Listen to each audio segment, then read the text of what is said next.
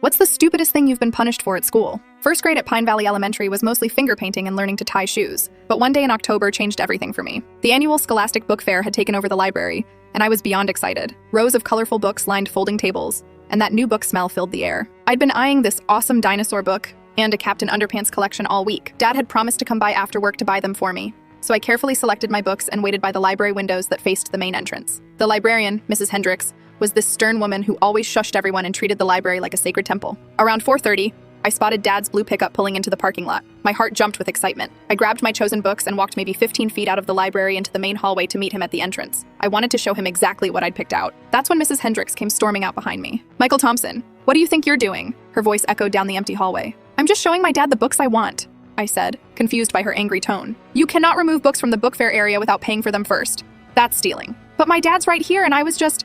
"No excuses, come with me immediately." She grabbed my arm and marched me straight to Principal Watson's office, the book still clutched in my small hands. Dad looked bewildered as we passed him in the hallway, but Mrs. Hendricks was moving too fast for him to intervene. Principal Watson was this intimidating guy with a gray mustache who always wore the same brown suit. His office smelled like coffee and disappointment. He listened to Mrs. Hendricks' account of my attempted theft while I sat there in the oversized chair, my legs not even touching the floor. "Michael," he said after she left, "stealing is a very serious offense. Even attempting to steal is unacceptable behavior." "I wasn't stealing, Mr. Watson. I was showing my dad the books so he could buy them for me. That's not how it works. You cannot remove merchandise from the designated area without payment. That's theft, pure and simple." For 10 minutes, he lectured me about honesty, integrity, and following rules. I kept trying to explain that I was literally 15 feet from the library and my dad was right there, but he wouldn't listen. Then came the real kicker. Because of this serious breach of conduct, you are banned from all after-school functions for the remainder of your elementary school career. I didn't fully understand what that meant until the next year when I couldn't go to the Halloween carnival, or the spring dance, or the talent show, or any of the fun stuff that made elementary school bearable.